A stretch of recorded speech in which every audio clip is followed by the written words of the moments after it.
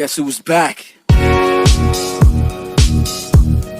Alright, we are back with another video. This there ain't week, nothing else to do. Yeah, I mean, this week we're gonna do something that we've been talking about for a while, and it was actually our first ever video that we put out in 2017 was an NFL mock draft. So we got together and we combined our thoughts and we put together the entire first round for every team, and we're gonna run through it. One thing I wanted to talk to RJ about before the video is, do you remember the three names that you heard like after the 2018 or the 2018 season going into the 2019 season about, this is going to be the guy that will be the next guy in the 2020 draft? I remember three names specifically, and the reason I bring it up is because they're not the three names that are even the number one consensus players in their positions.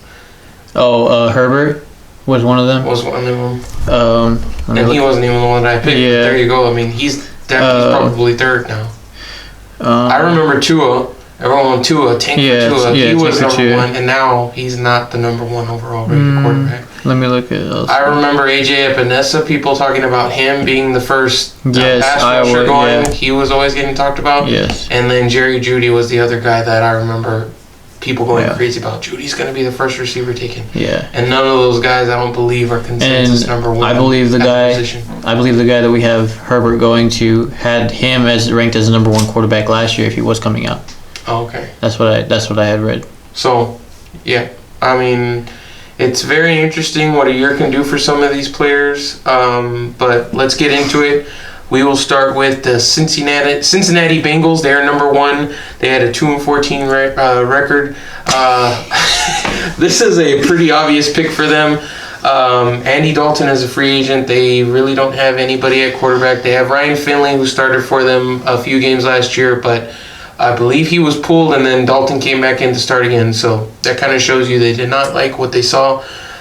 Joe Burrow is going to be the first pick in this draft. Joe Burrow is from Ohio, so he's got roots in the area. He had basically the perfect season for a college quarterback in the history last year.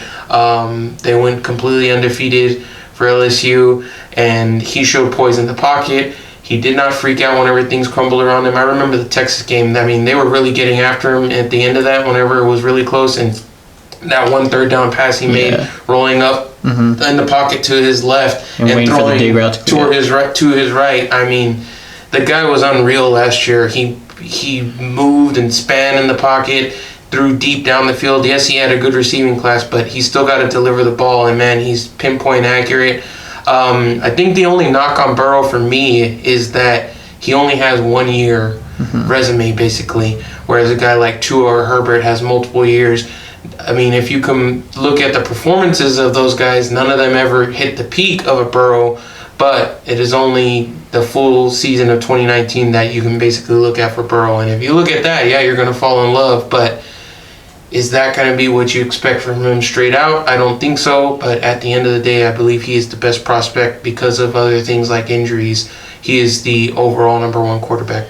And you can take a lot of good out of that, though, on the flip side of it, because it's like he had to really work to get to the point where he was at this past season because of the transfer and being, and everything that his past was, and being able to get to that point in his career where he just ended up putting basically the best season of any quarterback in history of college football. And I watched the Bengals a couple because I just watch football. Football is like, games are always on. Sunday ticket. Whatever game, even if after Dallas is done playing, it's like we're gonna watch football still. I thought Zach Taylor did a good job of having with what he had as far as when he was able to put together plays and stuff on the offensive side of the ball. But you have to have your operator, and there's nobody better than Burrow going into the draft. Yeah. I think they're going to need to protect him. They took Jonah Williams, I believe, last year, tackle from Alabama, but he didn't play last year with injury. Hopefully he comes back. They have weapons. They've drafted weapons in the past. A.J. Green's coming back. They have Joe Mixon. They have John Ross if he can stay healthy. So hopefully the offense is better than average, and defense, we'll see. Going into the second pick, the Washington Redskins 3-13 record. I flipped this pick because of some things that they did in free agency. But we have them taking Chase Young, the defensive end, pass rusher, edge player from Ohio State. I think most people have him as the consensus number 1 overall pick. This guy creates havoc. He's a freak athletically, and he knew it himself. He didn't test at the combine. I don't think he was going to do a pro day. He was just go on my film. People were knocking him because he didn't have many sacks in the college football playoff. But if you look at it, I mean, there were plays where he was triple teamed. Sacks do not measure a player's ability to create havoc. The amount of pressures he had in that playoffs, and even that game against Clemson, yeah, he was. If you look crazy at his pressures and then his tackles for loss, I mean, the guy is a freak of nature. I actually had initially Tua slotted here. That was before they traded a 5th-round pick for Kyle Allen from the Panthers. Who's matched up now with his OC, right? Or passing game coordinator, right? I can't remember, but obviously Ron Rivera liked him enough to bring him over to Washington, and that, they'll be in a competition. He'll be able to push Dwayne Haskins, who was the 1st-round pick last year. And Dwayne Haskins was actually picked by the owner, basically is what reports said, last year. So Dan Snyder's invested in Haskins, and I think that you don't want to invest back-to-back picks in the same position unless you know you're going to have a market for the guy last year, which I don't know if there'll be a definite market for Haskins this year from any other team. So Chase Young, he's going to go on an already stacked Redskin defensive line that has Jonathan Allen, Montez Sweat last year, Ryan Kerrigan, Deron Payne. I mean, they're going to be loaded on the D-line. Ron Rivera's going to have a lot to work with.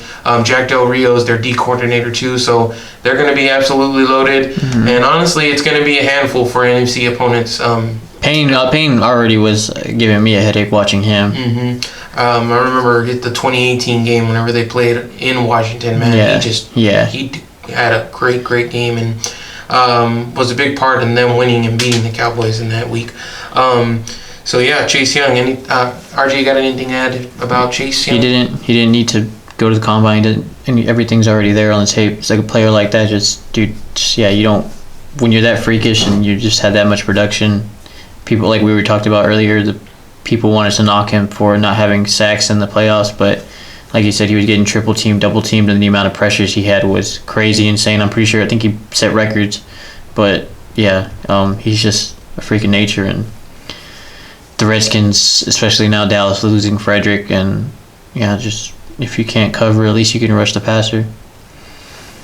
All right, so next up, the 3rd overall pick goes to the Detroit Lions with a 3-12-1 record. The Lions, of all the picks, I feel like this is going to be the prime trade-up spot. We're not going to do any trades in this. We're going to go straight as the order goes, unless there were picks traded in free agency. So the Detroit Lions, we have them taking Jeff Okudah, the corner from Ohio State, so back-to-back Ohio State players. Okudah, whenever you grade him, he's even above Marshawn Lattimore, which was a great corner from Ohio State when he came out. He had hamstring injury history, so Okudah does not have that. And if you watch his combine drills, man, he is smooth as butter whenever he's moving with his back turned and the guy is a freak. I believe in his passes allowed, he only allowed like 43 catches against him in his entire career. I don't think he's ever had a penalty over his 3 seasons playing, something like that. I mean, he's as close to a perfect cornerback prospect as there is, and he's in a complete tier of their own. If you're looking for a corner on the outside, it's Okudah, and then there's a drop off, and then it's a big gap. He's the most refined cornerback. And as far as Ohio State production, as far as Bosa and Young coming out, and now Okudah, he's just right up there with them as far as, obviously a cornerback's not going to be as sought after as a guy like Young with his how good he's been in his college career, but like you said, cornerback, if your name's not being called, that's the best. But Okudah is just so gifted as far as he's a technician out there at cornerback. And they just traded away Slay. They did sign Desmond Trufant, but Trufant has had up and downs in his career. I don't think he's a long-term solution. So they'll be able to have Trufant on one end and then Okuda on the other, and then they're going to be set at corner this year. And the way that the Patriots were built, and I say the Patriots is because their head coach came from that system, they build from the outside in their defense. They like to, invest in coverage. So that's the Lions pick. Next up, the New York Giants with a 4-12 record, and we have them taking my favorite player in the draft, which is Isaiah Simmons, the linebacker, safety, edge, corner guy. I mean, this guy blew up the freaking combine. He is a football player, a just complete freak. Yeah, that interview question they asked him. So, what position are you going to play on defense? And he said, "I play football." Yeah, the guy's just. I believe he had 100 snaps at 4 different positions. Yeah. He played all over for them. He is a complete game changer, and you can build a defense around him. The Giants also need offensive line help, but if I'm looking at the pure best prospect here, and then also how terrible the Giants' defense was last year, this is a player that can immediately make an impact and play a multitude of positions for the team. If I recall, for the most of the season, they were dead last as far as pass defense and for the overall defense, I'm pretty sure. But a guy like Simmons who can play everything, it's just like when you're at that spot and your defense was that bad last year, and maybe I think if they were at number 3, I think they'd take Okuda, but they're not going to be able to. And Simmons is just the best overall defensive player that you have left that can help you in a multitude of spots. Yeah.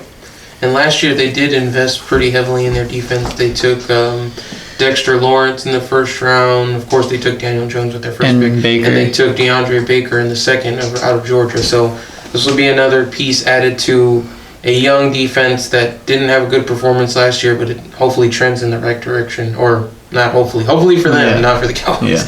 Yeah. So the next up is the Miami Dolphins 5-11 record. We have them taking Tua, which is a guy that has been linked to them going all the way back till last year. I mean, the whole tanking for Tua.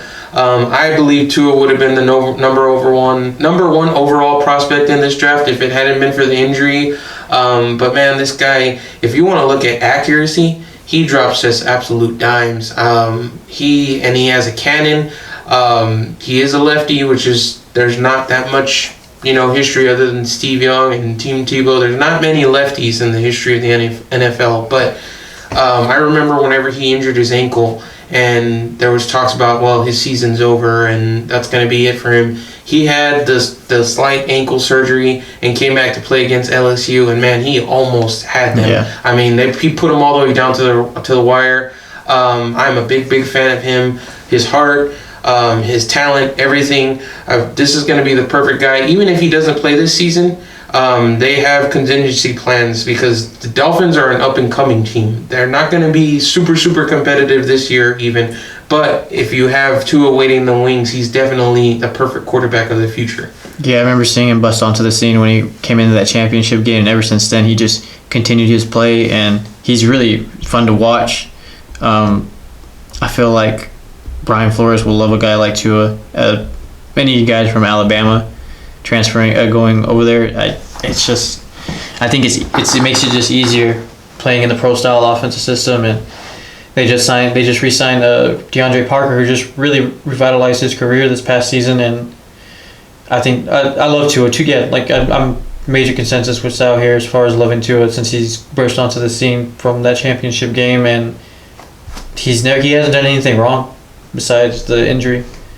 And outside of Parker, that is one thing that whenever we're talking about, they're going to have to get him some weapons because outside of Devontae Parker, I know they drafted Mike Gesicki a couple of years ago, but they don't really have much on the offensive side of the ball. So they're going to have to address that later in this draft maybe, or, free agency's already passed. They didn't really sign many offensive players. They've invested in their defense. So hopefully we can see them invest in those areas going forward. The next pick is the Los Angeles Chargers. They also had a 5-11 record. We're going to go back-to-back quarterbacks here. Justin Herbert, the quarterback from Oregon. Like RJ was saying, before this season, this guy, if he came out in the draft last year, he may have been the first quarterback taken. He has cannon for an arm. He's a pretty good athlete. I just think he's not as flashy as these other guys. He's not a big playmaker like a Burrow or a Tua, but he has all the tools that you could fall in love with. And a team like the Chargers, they need something to revitalize them. Phillip Rivers is now gone. They have a pretty good defense. They've had a defense pretty good defense these last 2 years, and they've invested in it pretty heavily. Hell, they've had a pretty good team, but just injuries has ridiculed them, man. And Herbert's a guy that sometimes leaves you scratching your head, but you need that franchise quarterback, especially making the move to LA now, and you need your guy. And what was I saying earlier? Herbert supposedly was their number one quarterback on the board last year if he would have came out. So I think. So hopefully it would be a match made in heaven for them. The next pick, the Carolina Panthers, also 5-11 record. This was an interesting one for us. We went back and forth. They have pretty much needs on both lines, defensive line and offensive line. I leaned for them to take Tristan Wirfs, the offensive tackle from Iowa. And the reason I take him is because he was a testing freak at the combine, and the way Matt Rule's offenses have, what we've seen from his offenses in college is that he likes very athletic offensive linemen with speed and that can get around to the corner and pull and things like that. So Wirfs really fits that bill. And he has some position flexibility. He played tackle at Iowa, but I've heard Daniel Jeremiah, he thinks that he could play guard. So if he does play guard, they just traded away Trey Turner and got in return Russell Okung, who could be a fill-in at tackle, where you can maybe try Wirfs at guard and maybe move him to tackle in a year. They have some position flex there with him. So that's who we have the Panthers taking at number 7. The next pick, the Arizona Cardinals, they had a record of 5-10-1. So for the longest time, I had CeeDee Lamb penciled in for this spot, but then they had that train robbery from the Texans and got DeAndre Hopkins. So scratch that out, and now they can invest in protecting Kyler Murray, which is a true franchise quarterback. Who, man, if you really look at it, on him and Tua, they have very similar games where they're very, very accurate. They're not the biggest guys, but man, they could launch the ball, and they have that. They just wow you with their throws. Yeah, they're amazing. So they're going to protect Kyler Murray with Jedrick Wills, who I believe is the consensus tackle prospect from Alabama. He played right tackle, but they also signed DJ Humphries, the Cardinals did, so he can play either tackle spot for them, and hopefully protect Kyler. I think the Cardinals have set, besides obviously still needing guys on the defense, they've set themselves up to match what the NFL is today, where score as many points as possible and invest in protecting your quarterback. And with Hopkins getting that Hopkins deal done, again, don't ask me how they got that done, but they did, and now it's protecting your franchise quarterback and Kyler Murray, and I think they're one of the teams that are just best set up to replicate, obviously they're not going to have a long ways to go, but replicate what the Chiefs are doing from as far as what the game is today. And if you go down their wide receiver depth chart, they have a lot of talent in there. They drafted a couple of guys last year, so now their depth chart is looking like DeAndre Hopkins, Larry Fitzgerald, Christian Kirk, Andy Isabella, and Hakeem Butler, who I don't think got much playing time last year, but he should this year. He should be back. I believe he had an injury. So they're set there. They can invest in protecting Kyler and move into the future with a pretty dang good-looking offense. Next up, the Jacksonville Jaguars. The first of their first-round picks. They have multiple this year. They had a 6-10 record. So the Jags are also another team where they have a lot of needs all over. Some people have quarterback going here. They do have Gardner Minshew. It just depends really on how sold you think they are or how sold they are on their future. Maybe they want to tank. Don't really know, but I know that their number one need right now is interior defensive line, and the best interior defensive line prospect is Derek Brown, the defensive tackle from Auburn. This guy, he has some elite strength. If you watch him just bully some guards, he has unreal power and can move all over the interior. Just a complete disruptor. They drafted Josh Allen last year. He had a really good rookie season. They just lost Calais Campbell in the trade. He'll be a good guy to slot completely in. And Yannick Ngakoue, he said he doesn't want to play for them, but let's just say he does come back on the franchise. That'll make a really good defensive line. And it may not be the sexiest of picks, but whenever you're a team like the Jags that has holes all over, you just kind of got to take the best player available. And at this point in our draft, I think he is that. I saw a lot of upside from Minshew last year. I liked his play, and with this pick with Derek Brown, you're picking guys you've lost basically. Brown is a guy I don't feel he's as explosive as Donald coming out, but as far as disruptor wise goes, I could feel like he could just be just as good coming in and straight away. He could be just as good. And Minshew is a guy, like I said, from what I saw last year, and everybody knows the draft class next year for quarterbacks. It's like, okay, if Minshew ends up being the guy and he ends up being really good and he builds off the good that we saw last year, it's like, okay, hey, we get a guy on a really cheap contract for the next 4 years. We can roll with him. He ends up being the franchise quarterback, and that really helps you set up building around him for the next couple of years. But if he's not, then you end up setting yourself up to take the best quarterback available next year, which Trevor Lawrence and guys like that. Yeah, that's what we're expecting. So yeah. And I think that's a few of these teams that are kind of at the lower end of the NFL. They may be they're doing enough to be competitive, but if it doesn't work out, then they know that they got next year. For the Jags, I feel like that's the best scenario is two scenarios with them, right? And they have the best of both worlds, I guess, going for them right now, as far as maybe not a fan standpoint, but from a front office standpoint. All right. So next up is the Cleveland Browns. They had a 6-10 record. So basically, there was a run on tackle, and they're going to end up with the next best guy, which is Mekhi Becton, which some people have ranked higher than these other guys we had taken. Becton had a really, really good combine. This he's a mammoth. He played for Louisville, left tackle, and if you look at his tape, once he gets up into the second level and he's blocking corners and safeties, and he has the athleticism to do that, man, he just completely dominates. And it doesn't look like whenever you see like a guy like Tyron Smith get up to the next level, I was about to say it. Yeah, it's different than that though. It's because those guys are really, really great. Some of my favorite players.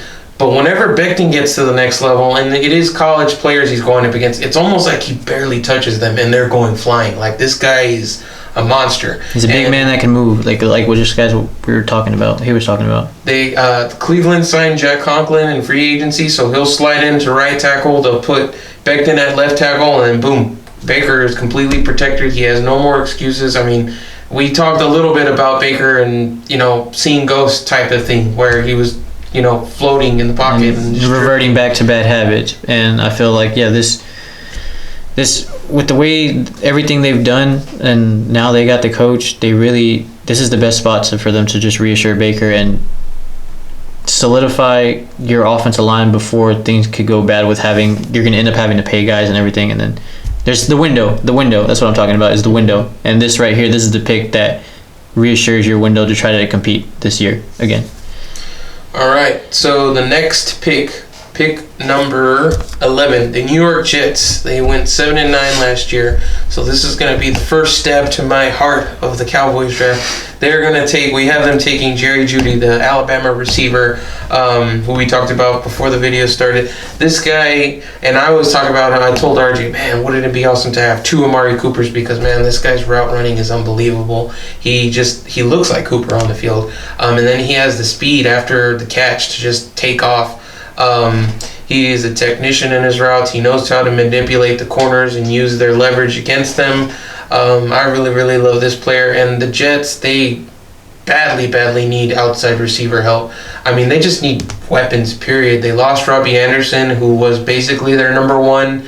They have Jamison Crowder. They signed Rashad Perriman, but they don't have a true weapon. And they have not done a good job managing Sam Darnold in the 4-year window that you have when you want to build around a guy. And like I said, this isn't going to do anything for them as far as being able to compete at a championship level. But you need to get Sam Darnold a guy right now. Right now was a while back ago, yeah. But right now is still right now with them, and you need to get them a guy like this. And when it comes to guys that are wide receivers that are like Amari and just no waste of time and just good in space and stuff, yeah, there's nobody better than Judy right now in this draft, and that helps out Darnold the most right now. So then we're going to pick number 12, the Oakland Raiders, 7-9 record. They also have multiple first-round picks. So we have them taking C.J. Henderson, the quarterback from Florida. RJ's going to go in depth on this, so I'll be really quick. C.J., whenever you look at the quarterback class, it is deep, but there are tiers. Mm-hmm. So we talked about Okuda. He is in a complete tier of his own. Then there's a big gap, and then it's CJ, and he is the top of the second tier. And then you could even argue that there's a gap after him. So for some fans, they might want to say, and the consensus around is, take a receiver here, take the next best receiver. But with CJ, like we were just saying, he's the next best drop off, and we feel like this is kind of going to give a tip to the next pick. The best value you can get here for the Raiders and setting up at 12 and 19, right? Mm-hmm. Take the next best cornerback because the wide receiver depth class is so deep. You're going to get better value doing it this way. Mm-hmm. As a front office. You're going to get so much better value doing it this way, getting the next best cornerback and then going after an explosive receiver at 19. Yep, I completely agree. So if we go into the 13th pick, this was originally the Colts pick, who had a 7-9 record, but they traded that first-round pick to the San Francisco 49ers for DeForest Buckner, who they signed to a long-term deal. So now it is San Francisco. And this is where this is my favorite player, man. So then at 13, we have them taking CeeDee Lamb, the receiver from Oklahoma. Now, his comp that people have been talking about is DeAndre Hopkins, and that's because at the catch point, he has a catch radius that is unbelievable. He can go up and get it, and then after he has the ball in his hands, he's just completely dynamic. I know RJ is going to talk about that Texas play. My favorite play is that play against Texas, man. It's just like you take a still shot, and there's 5 guys around him, and then you take another still shot just 2 seconds later, and he's in the end zone. And it's like, man, like he was one of my favorite players to watch this past college football season. And you hear his past 3 quarterbacks talk about him, and Baker didn't play with him much because I believe Lamb was a freshman whenever he came in, so he didn't get as much playing time. But even he said, he's like, man, this guy, he's a freak. He's going to be something. Kyler loved him. Of course, Jalen Hurts loved him. So, I mean, this guy, I believe he's the best receiver in this class. Yeah. He's different than Judy. He's not as much of a technician in his routes, but man, he can go up and get it. He's got the speed. He's just dynamic. So San Fran gets that dynamic receiver. And I feel like they really needed one towards the end of that game. I mean, Debo, what did they say? That he's their best running back playing receiver? Yeah, he was doing everything. Yeah. I mean, but that's it. I mean, Emmanuel Sanders, he's gone. He's with the Saints now, and he actually played really, really well for them. He ran that route at the end of the Super Bowl perfectly. Garoppolo missed him. That was a touchdown. But CD is just that guy that's overall, he's just everything just put together. Yep. So San Francisco takes CeeDee Lamb, and then we get into pick number 14, the Tampa Bay Buccaneers, 7-9. Arguably made the biggest splash this offseason. Yeah, I mean, big time. They signed Tom Brady to pair with Mike Evans and Chris Godwin and Ronald Jones and everything. I mean, their offense is almost complete. Did I see that they had one of the highest WAR ratings outside of quarterback? Like, so basically... Yes. So basically their offense was producing... Outside, if you don't factor in quarterback, their offense was producing points. So, yeah, they were pretty good. And then on defense, Todd Bowles is their defensive coordinator. Of course, Bruce Arians is their head coach. And he put out a really good unit last year. They were the number 1 rush defense. They have Shaq Barrett, who, if he didn't lead the league in sacks, he got pretty damn close. They just re-signed Ndamukong Suh. So they have guys on the defense to perform. What their main priority is going to be, I think, is protecting Tom Brady. So we have them taking Andrew Thomas, the tackle out of Georgia. So some people would probably maybe say you'd want them to reassure secondary and stuff, but like the NFL game today, with getting Tom Brady, you have to protect him. If he goes, something happens to him, then that's pretty much it. And you have to protect him with the NFL game today, and having the weapons and stuff. Re-up on offense. And you can't re-up with your weapons. You can't get really any better than what they already have. So protect your quarterback. And Andrew Thomas is a big mauler. RJ he started since he was a freshman at Georgia. Georgia's had a really good offensive line these last few years. With I can't remember his name off the top of my head. From. There you go. And which is a crazy player to talk about, who won't be in the first round. Yeah. From precipitous fall in his value. But Andrew Thomas, they're going to protect Tom Brady with pick number 14. The 15 pick, the Denver Broncos, also a 7-9 record. This is one of those picks that I've had penciled in as soon as I started making this. Henry Ruggs, the third, the receiver from Alabama. So boom, the big three receivers are gone. This guy has freak speed. Everyone was tuned into the combine. We thought he was going to run a 4.22, and there's rumors that he ran a 4.21 on hand timing before at Alabama. So this guy, he runs really good routes. He doesn't have as much production as these other guys, but if you look, the Alabama receiving room was Judy, him, Devonta Smith. They were stacked at receivers. So as far as percentage-wise goes, from turning plays into touchdowns, I think he was one of the highest. This guy's just explosive, just jumps out on the screen. I feel like Drew Lock has showed flashes last year of having high upside, and you get him a guy like Ruggs to pair with Cortland Sutton. Yeah, who had a really good season last year. I feel like you re-up on what the NFL game is going to today and go score points. And Locke has a cannon, so he can get it out there to Ruggs. I don't think. Well, we always say, you can't overthrow him, but these guys sometimes do. So Josh Allen has shown that. Yeah. So 15 Ruggs. Pick number 16, the Atlanta Falcons, also 7-9 record. We have them taking Christian Fulton, the cornerback from LSU, who is the next best in the second tier of corners. Fulton, he was kind of picked on this past year because on the other side, the LSU had an outstanding freshman, Derek Stingley, who, he shut down. You could arguably, if he was able to come out this year draft, him and Okuda would be in their own. Yeah.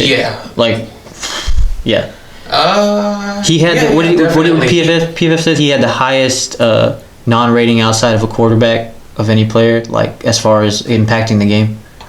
I don't know if I didn't see that stat, but I believe it. And it was a freaking travesty that he didn't get freshman of the year. Bo Nix, the quarterback from Auburn, got it. But anyway, Fulton got picked on more, but he still held his own. It was a good LSU defense, and as these corners start going off the board, the level of play starts dropping off, and then injury concern starts coming in. So Fulton is the next best guy in Atlanta. They just lost Desmond Trufant.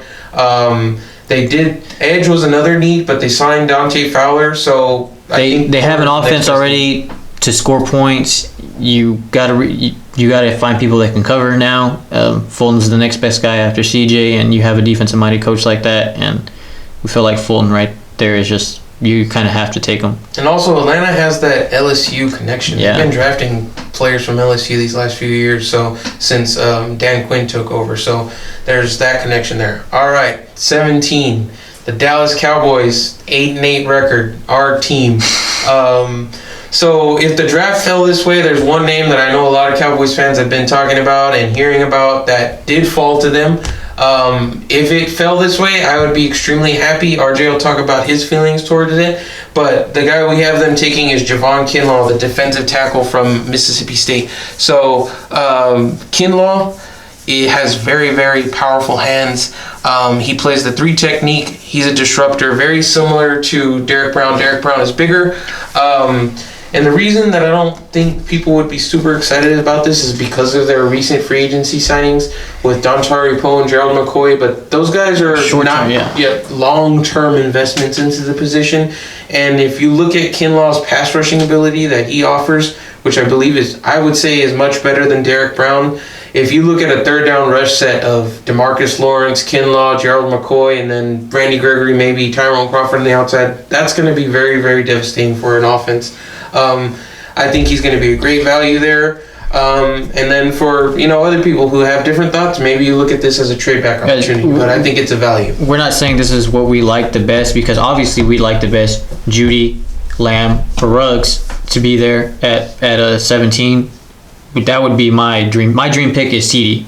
And as far as mine is Judy. Okay. Yeah. And I don't get no. I'm sure. See, yeah, man. I just love CD, man. I love CD Lamb. I wouldn't mind trading back here also, but I also love a player in McKinney because safety has been such a big need, and he's been one of the we were talking about earlier.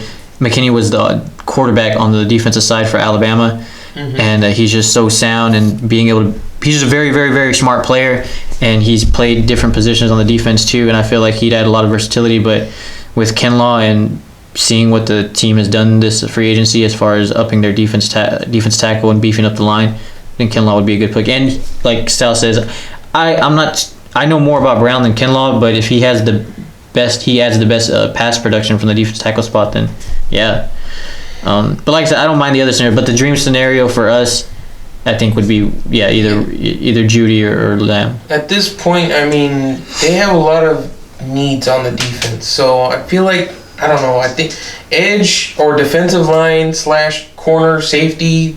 If you can get a player anywhere in the first round, whether you trade back, stay, whatever, it's going to be a good pick because all I say is you better be picking the player who's on the best on your board out of all those positions, because in the past they haven't done that, but we all know we got different coaches, we have totally different mindset now, so we'll see how it goes. Certain players and things like that, so yeah, so we got them taking Kinlaw, so I know a lot of fans out there would be happy with that pick, others may not, but that's the guy that we have falling and would be a really great value at 17. Alright, the next pick number 18, that is the Miami Dolphins' second of their 3 first-round picks. They got this from the Steelers in the Minka Fitzpatrick trade. I think whenever they made that trade, they thought they were going to get it much higher because they probably thought they were going to get like top 10 picks because Roethlisberger went down, but it ended up being pick 18. And ironically enough, we have them taking Xavier McKinney to replace that Minka Fitzpatrick role.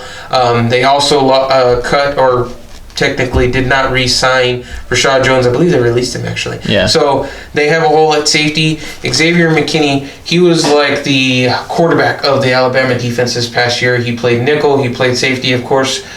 He played linebacker in the LSU game, man. He was just in the box constantly. It didn't really help them. I feel like with Flores, it's all about Byron is such a smart player. And with Flores, McKinney is such a smart player also, and you start combining guys on the defensive side of the ball that can communicate, just always be in the right position, and not be out of place.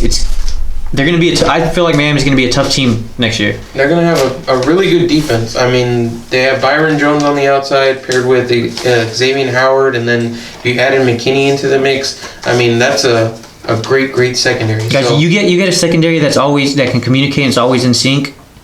That's dangerous, man. I mean, you saw that with Seattle. They had one of the best defenses in the history and won the Super Bowl. Yeah, man. They're going to be fun to watch next year. I hope so.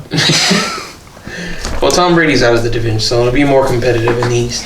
All right, pick number 19, the Oakland Raiders, the second of their first-round picks, and this will kind of complete the thought process between how we were having them pick earlier. So we have them taking Jalen Reagor, the receiver from TCU, and this is going to be a great value pick. I mean, this guy, he tested like a freak. He didn't run the 40 that he was kind of talking about. He was saying that he was going to try and beat Rux's 4.2. I believe he ended up running a 4.46, something like that. But if you watch him on film, he's very, very explosive. I actually wouldn't mind the Cowboys taking this guy maybe if they trade back, but he wouldn't be available if it went down like this. But they get probably the fourth best receiver and the second best corner in this draft, and they get really good value at 2 big areas of need for the Raiders. They need juice all over, so they get that with Reagor on their team there at pick number 19. And I feel like, like I was just talking about earlier, I think this is the best route to go with getting juice on both sides of the ball as the best value. You get an explosive guy, wide receiver, you take the next best cornerback, and boom, you fill needs on both sides of the ball with top-tier guys. Pick 20, the Jacksonville Jaguars. Their second first-round picks. All these guys are just lining up in back to back. So the Jags, they also have a needed receiver. So we're going to start the receiver run. They're going to take Jay Jettis 2, Justin Jefferson, the slot receiver from LSU, the 4-touchdown king against Oklahoma. I mean, this guy, he went off whenever they really needed him to. Jefferson, he played majority in the slot for LSU. We didn't see a lot of press man coverage, but the Jags already have DJ Chark for the outside, so he can operate in that slot, and they're going to have a pair of LSU alumnus outside for Gardner Minshew. He can chuck it. So they're going to be set outside. They have Leonard Fournette. Their whole offense basically LSU. When I was talking about the Jaguars as far as how they're set up right now with Minshew, but I'll go into value. Guys, outside of Ruggs, Judy, and CeeDee, these guys right here, this guy right here, he also has a chance to be the best receiver in the draft, coming out of the draft, and that's just so crazy to talk about because we've never seen a draft that's so deep right here. And when taking Jefferson and taking a guy like Brown in the beginning, like I said, it sets up your roster, it sets up your front office to where, hey, we're getting Minshew help. He's got a pretty good offense around him. Things work out. He's going to be cheap for the next 3 years. And if not, the next guy you have come in, Lawrence, everything's there. Everything's kind of getting in place for him there anyway. So it's like, I feel like the Jaguars are setting themselves up really good. So the next player the next pick is the Philadelphia Eagles with pick number 21. So we're going to continue the receivers going. I don't think it's going to be the player that Eagles fans want. I do follow the Eagles on Twitter and shit, and they've been talking about Henry Ruggs falling. I don't see there's any way Ruggs is going to fall. So they take the best available at this point, and that's going to be Denzel Mims. Denzel Mims, he's starting to get a lot of hype after the combine and everything. This guy, he's got all the measurables, all the tools. And if you look at, the Baylor offense this past year was pretty abysmal, but he was a shining spot. 2018, he was even better. He's got the speed. He's got the catch point, everything. He's just like, he's not CeeDee, but he's like a lower grade of that. But he's the best guy here. And after Mims, there's another drop-off, I would say. There's maybe one more guy. But if you think about it, that's 6 receivers already in the first round. Mm-hmm. So it's like there's going to be a drop-off. But the thing is, like, you have to expect to win 6 receivers. But then again, that's so unprecedented to have 6 receivers in the first round of the NFL draft. And you got to take a guy. Last year, at the end of the season, the Eagles were playing with some undrafted free agents, and I believe Greg Ward was the guy that Wentz was throwing to. They didn't have anything. This is kind of like the Darnold situation, but the Eagles have a good roster. But it's like you have to get this guy a weapon, like a wide receiver weapon, because they have tight ends. They do have 2 quality tight ends. They just didn't have a guy on the outside that can consistently win and be a big-time playmaker. So, yes, we hate the Eagles, but we're going to talk about them just unbiased. Yeah, unbiased, yeah. So Mims, I feel like, would be the best player for them to take at that point. You could also do corner, but like we said, there's a drop-off there. I'd rather take a boom-type player like Mims for the Eagles. Mm-hmm. So the next pick, 22, was originally the Buffalo Bills pick. But they traded that to the Vikings for Stephon Diggs, the receiver. So one of my favorite receivers. So the Vikings, they did not re-sign many of their players. They let a lot of players go in free agency. They have a lot of holes to fill. In that grouping of players that they need to fill is cornerback. So I have them taking Jeff Gladney, the cornerback from TCU. He didn't run a great 40 at the combine, which I think is why people are knocking him. And he may have suffered some kind of hamstring at the combine. I can't remember specifically, but Gladney, some people have him ranked as their number 2 corner after Okudah. That whole grouping of Fulton, Gladney, Henderson, it's kind of like, who do you like best? I think it's all team preference too. Yeah, preference. So the Vikings, really right now, their depth chart, they took Mike Hughes from UCF a year ago, I believe. So that's really all they have. They let Trey Waynes walk. They let Xavier Rhodes walk. So they really need to get a guy to play with Hughes on the other side, and Gladney can definitely do that.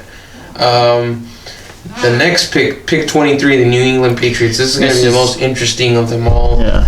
Honestly, we went around and around on this one. There's different thoughts, and we'll talk about that. But who we have them taking is Jordan Love, the quarterback, the 3rd or the 4th ranked quarterback. And with Tom Brady leaving, we have to get into other conversations in this when it comes to this pick. It's just under a month from the draft, which will still be happening in the same dates and stuff, as Goodell said.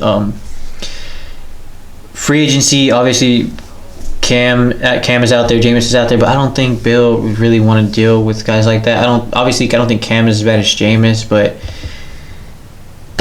it's just hard not to see them just go ahead and taking you literally don't have a court. I don't know if guys are that naive to be able to believe in a guy like Stidham and stuff, or just roll into the season with just that.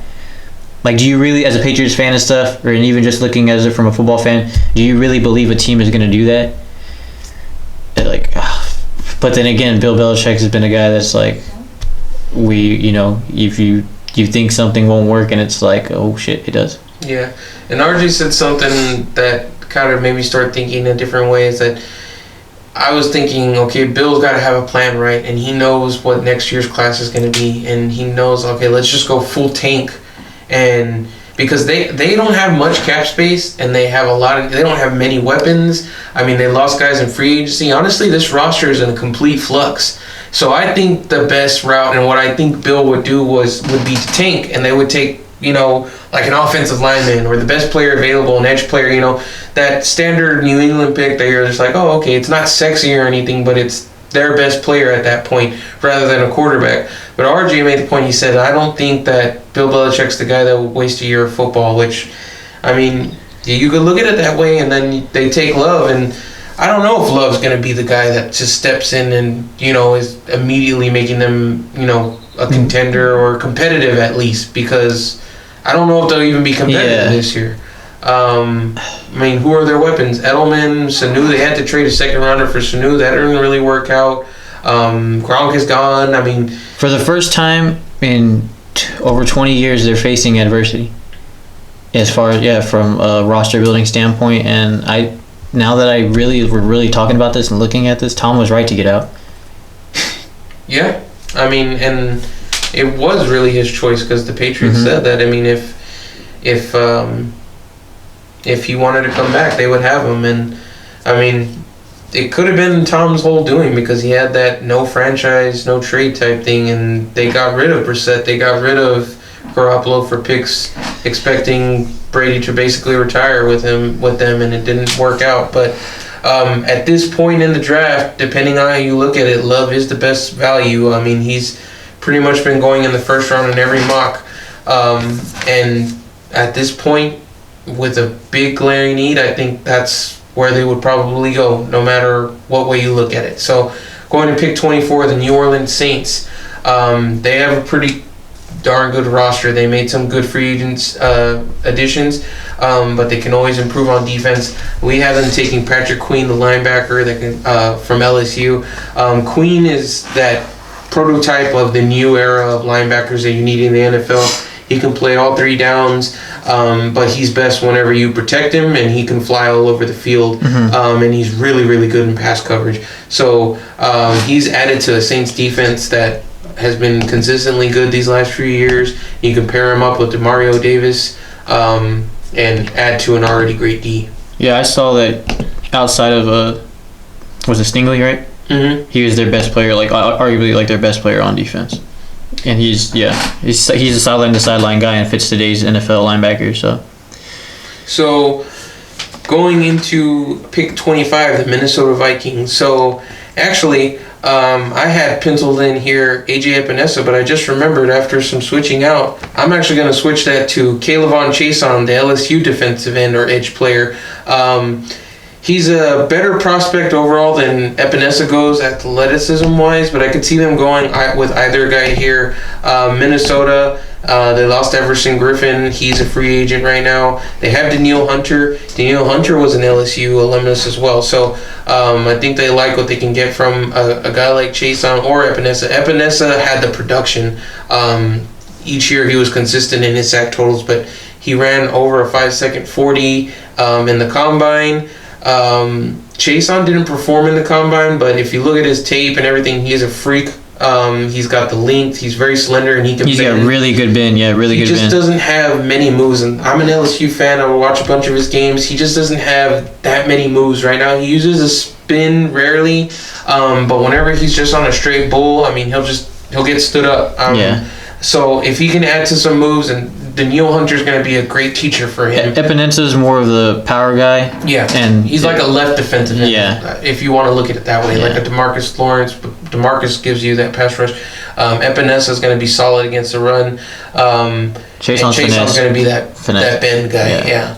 So 26th, Miami Dolphins. Their next pick. They received this from the Texans in the trade for the left tackle. I can't remember his name, but the guy that got caught with the freaking Tunsil, the smoking mask right before the first round of the draft when he came out.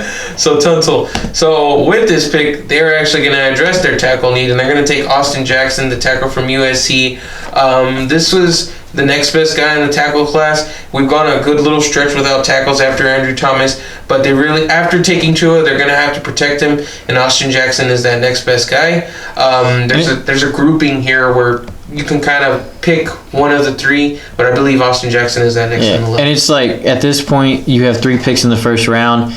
You got your quarterback, you got a guy on the defense to solidify your secondary, and it's like, you're set up in a good position, even though there is a drop-off on tackles and stuff, where it's like, hey, you have 3 picks in the first round. You need to take somebody to protect your quarterback, protect your franchise now. Go ahead. You're fine. You're okay to go ahead and take the drop-off at tackle. You kind of get what I'm saying? Yeah. And anytime you're in the first round and you have a need at a premier position on the offensive line, you want it to be an investment in the first round, not in the later rounds, because then there's an even bigger drop-off. So the next pick, the Seattle Seahawks, number 27. This is another one that I've had penciled in for a while. I'm going to have them take Yetur Gross-Matos, the defensive end from Penn State. You want to talk about production. He had 8 sacks in 2018 and 9.5 in 2019, so he's very consistent in his play. Him versus Epinesa, who would still be available in this mock. I believe Gross-Matos has more upside as far as his athleticism goes. He tested better, and he's a guy I think that you're probably looking for that thing from Mosher he posted with whenever you're looking at tackles for loss and trying to determine how a player will pan out. Yetur Gross-Matos was one of the top guys. So Seattle, last year they took a gamble with LJ Collier in the first round. I don't think it hasn't worked out yet, but if you get another young guy to play with him after, well, not technically losing Clowney. We don't know if they've lost Clowney yet. We'll see what happens. It's kind of odd that he's still a free agent, but you can kind of circumvent that issue by taking a guy like Gross-Matos to pair with Collier, and then you are set on your bookends for your defensive line. I want to say Gross-Matos was one of the top high school prospects. I can't remember. I remember one. This is a while back, but yeah, I'm pretty sure I remember seeing him play and them talking in an early game and them talking about him and being like, this is supposed to be one of the best guys, but I guess that didn't pan out. But he's still, Well, he's still first round. Yeah, he's still first round. Yeah. So pick 28, the Baltimore Ravens, an already great team. They're going to get even better. If you look at their defense, they have a premier player at almost every position except for one, and that is linebacker. And so we're going to have them taking Kenneth Murray, the linebacker from Oklahoma. He's very similar to Queen, but I believe he's a bigger hitter, and he can play all over. If you keep him clean, he can be free to roam. They have Earl Thomas, Matthew Judon, Brandon Williams, now Calais Campbell, Marlon Humphrey. They have Marcus Peters. Yeah. So they have a guy or guys at almost every level. You add in this talented linebacker to their group, and they make a great defense even better. And a lot of people may want them to be taking a receiver here, but as far as I feel like what could fit their offense, the real explosive guys are kind of off the board, and I feel like you're not going to reach for that next tier like the guy from Penn State, KJ Hamler and stuff that maybe you see would maybe fit more of that offense that likes to play fast and stuff, but also, they like to play fast on defense and are just wreaking havoc, and they're just flying around the ball, and I feel like Kenneth Murray fits that role and what they want to do on the defensive side of the ball for the Ravens. So the next pick, 29, the Tennessee Titans. we have them taking Trevon Diggs, the cornerback from Alabama. So he would be the next in the lineup corners. They have not re-signed Logan Ryan. Right now, their current starters are Malcolm Butler, who's had some injury concerns over the last couple of years, and then also Adoree Jackson, their previous first-round pick from USC. So Diggs would be basically, you could argue where he's going to be in the sliding, but he'd be a great third corner to add to the defense. The Alabama line, Tennessee Titans also have Vrabel, who's from the Patriots line. They love Alabama players. They're very smart. Diggs is a very great man corner. He's not as good in zone, but I believe he has the ball skills and the quickness to be a very great cornerback. I wouldn't mind the Cowboys taking this guy in a trade back. He is the brother of Stephon Diggs, so that's why he has you could tie that to why he has really great, but he can track the ball. I believe he played receiver at one point. So that's where we have the Titans taken. But at one point, did we have him taking tackle? Actually, yeah, we do have him taking tackle. We switched that. That's wrong. I'm looking at the wrong one. Never mind. X out what I said about Trevon Diggs. So after reevaluation, we actually did have them taking tackle because the last guy, there's two more guys in the tackle class. They lost Conklin. They still have Taylor Lewan. But if they want to shore up that line, they would take Ezra Cleveland, the tackle from Boise State. He had a really great combine. I believe him and Josh Jones from Houston are the last two guys basically you could take at tackle to possibly have a first round talent or quality. Yeah. You have a guy like Vrabel that'll put his guys on the defensive side of the ball. Maybe they can have some holes like a cornerback. That's why we had them at first picking there. Mm-hmm. But you have a guy like Vrabel who's going to put his players on the defense side of the ball in the best position to play to their strengths the best. You went ahead and re-upped on Tannehill. You lost Conklin, so it's like, okay, you have good weapons, but with AJ Brown and that was taken fourth. Yeah, Corey Davis that was taken fourth overall just a couple years ago. So go ahead and re-up on tackle and reassure what you on your offensive line. And you got to believe that the run game is still going to be the cornerstone of their offense. They franchise tag Derrick Henry, so if you're going to want to try and up that aspect of the offense as much as possible. So Ezra Cleveland at 29, not Trevon Diggs. Trevon Diggs will be coming up in a couple of picks, though. So pick 30, the Green Bay Packers. I mean, they're a good team. Their defense is stacked.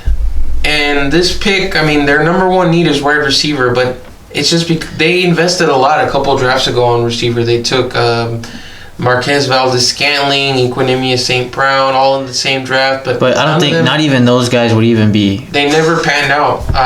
Not really. They have flashes here and there, but none of them could really be consistent. Honestly, their most consistent number two last year was Alan Lazard, who was a pick by the Jaguars as a rookie and then came over in a trade, I believe. So we're going to have them taking T. Higgins, the Clemson wide receiver. He's another guy who was good at the catch point. Obviously, he's not CeeDee Lamb. Has good speed, can go up and get the ball. And hopefully he'll be a good complement to Devontae Adams. Devontae Adams is just that he's another elite route runner in the way he operates. Diggs will be kind of that good complement of a jump ball receiver to go along with Aaron Rodgers. And we saw what their offense looked like when Adams was out and stuff. Besides when they gashed the Cowboys defense on run, but who didn't do that? Outside of that, yeah, we saw when Adams was hurt, it was kind of like, oh shit, like we really don't have like anybody else. And a guy like Higgins, man, he's performed like at the best. He's performed at his best in the biggest games, and he has a huge catch radius, and he feel like you kind of have to take that next guy up wide receiver here. So pick 31, the San Francisco 49ers, their original pick, their second of their first round picks. So in their initial pick, which was 13, we went back and forth, and I initially had C.J. Henderson being taken there, but then the way it fell out, he wouldn't have been available, and then we had them taking C.D. So now they're going to address their need at corner, and then that guy that I just talked about earlier, Trevon Diggs, is going to get taken. Richard Sherman is only getting older, and he did struggle at the end in the Super Bowl. He struggled. He got left in dirt a couple times. Ahkello Witherspoon is a guy that's pretty good on their at corner for them, and then I believe Emmanuel Mosley is the other guy. But they'll be coming up in contracts here pretty soon, along with Sherman. So every other level of their defense is pretty much set. They're stacked at linebacker. The defensive line is full of first-round picks. Safety is another question where you could another spot where you could see them take somebody. But we have them taking Trevon Diggs. Maybe Grant Delpit is another fit here. RJ had mentioned, but they address their secondary and they take Trevon Diggs at pick 31. When you have short-term guys like Sherman, even though he did play good last year, but like you said, he did fall off a little. It's not bad to go ahead and start. When you're in, especially when you're in a position like this, like you're already one of the best teams in the NFL. You're going to be one of the best teams in the NFL again.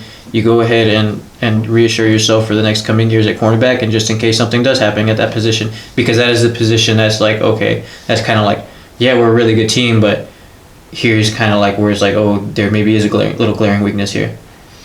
So the final pick of the first round, pick number 32, the Kansas City Chiefs, the Super Bowl champion Kansas City Chiefs. So this was really interesting to talk about. We were going back and forth on this one, and not multiple positions, but actually one position. There's multiple players, and we think they're going to go running back. Now, you could have them take. They have needs on defense. They need corner. They have. I mean, they could always use pass rush and different things like that. But when you're at this position in the draft again, yes, you have some weaknesses a little bit that are going to be on defense and stuff, but the way things came together, the way that they were able to put together the team on defense and free agency and stuff, and you have Mahomes, who is just the greatest, most talented quarterback that we've ever seen walk the earth, and so far it was Rodgers. He's washed now. No, but really, why not just re-up on your strength? You have a great roster. You have a great roster. Your strength is scoring points.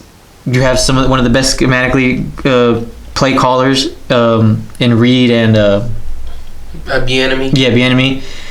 Make your strength stronger. And so we were talking about running backs and stuff, and Swift was one of the best receiving guys in the draft class, and he fits the modern passing game. So we have them taking probably DeAndre Swift or just a running back in general, and whichever one they feel fits best. Whichever one you feel is best. I'm a little bit favored towards Clyde Edwards-Helaire from LSU. Seeing him, he's just like that bowling ball back. He can run up the middle and all over the field, and then he has a very good receiving back as well. I mean, Jonathan Taylor's there from Wisconsin, who tested through the roof at the combine. J.K. Dobbins from Ohio State. They're going to have their pick, whoever they want at 32. So slot in whichever running back you want, but they'll have the guy. I believe that will be the first and only running back to go in the first round. A lot of teams at this position that are at 32, they kind of wouldn't be able to do this as far as, because like, okay, if it was another team like, I guess, the Patriots, that usually here, they probably end up picking a guy that, like, okay, this guy's going to fit our best role on defense, blah, blah, whatever. But with the Chiefs, it's like, you're so good on this side of the ball, and you can make it even stronger. Than it's like, damn, you might as well, right? And look at that offense whenever they had Kareem Hunt. I mean, they were on another level. I mean, they are on another level, but they could take it to a whole other level. I mean, like this year, they were rotating between LaShawn McCoy and Damian Williams, and it was actually kind of frustrating. I mean, fantasy, they didn't really know what they were doing, and just like in 2018, once they got into the playoffs, they rode Damian Williams, and it took them to the promised land almost twice. It did once. But Damian Williams, whenever he was signed last year, I believe it was only like a 2-year deal. Running backs have a shelf life. LaShawn McCoy's washed. I mean, they found that out the hard way. He's washed. So you put in a first-round caliber player, you go with him for 4 years, they're going to be just as dynamic as ever and have some juice at that position. So I think that's it. I mean, the one player that I think deserves to be a first-round pick, and I think it's just something of over-analyzing him, is Grant Delpit. I believe he's the best safety in this class, but if you look at the board of the first 32 picks in the first round, there's only so many teams that have an immediate need at safety. The Dolphins are one of them. The Cowboys are one of them. But whenever you're looking at the value of some of these picks, they are going to be ranked higher than where these teams are picking. And then it comes down to a choice. What type of safety do you like? Do you want that pure center fielder like a Delpit, or do you want a hybrid like McKinney? McKinney is more, he could probably is more better suited at a strong safety position. I mean, do you have any other players do you think are deserving of a first round pick that didn't maybe make our mock? Besides any one of those running backs that could go to the Chiefs, trying to think who else. Let me think.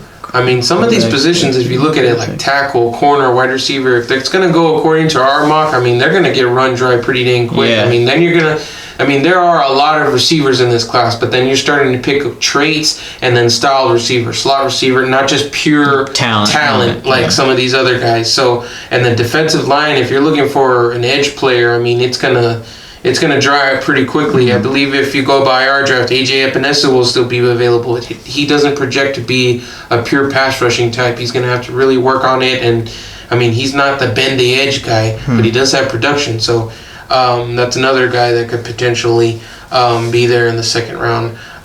There are some other quality interior offensive line players available, but I feel really good about this mock draft, and I think there was a lot of good conversations around it, and I think we really touched on that here.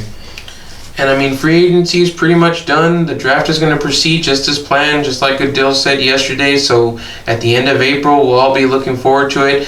But like we said in previous video, it's going to be very interesting because there's a lot of pre-draft meetings and materials that these teams are not getting previously. So are teams going to reach on players? Are they going to fall in love with a combine performance because it's what what have you done for me lately type thing, or are they going to trust the tape? Yeah, or are you going to do the what's the word I'm looking for? Obvious thing, trust the tape. So that has been our first round mock. I hope you guys enjoyed that. Hopefully your team gets a player that you wanted. Leave a comment below whether you like the pick or you don't. Please like, subscribe, and comment on the video. We appreciate y'all watching and look forward to the next one. Yep. Yo, I ain't here for the money, I ain't here for the fame. Though it might be nice to own a jet plane, I'ma do it all for you. Come along and see it's true, but the world is pretty cold. You might need a sweater too. I'ma put a ride on ya. Kid from California, trying to make it in life. In school they never taught ya. Dreams of my own.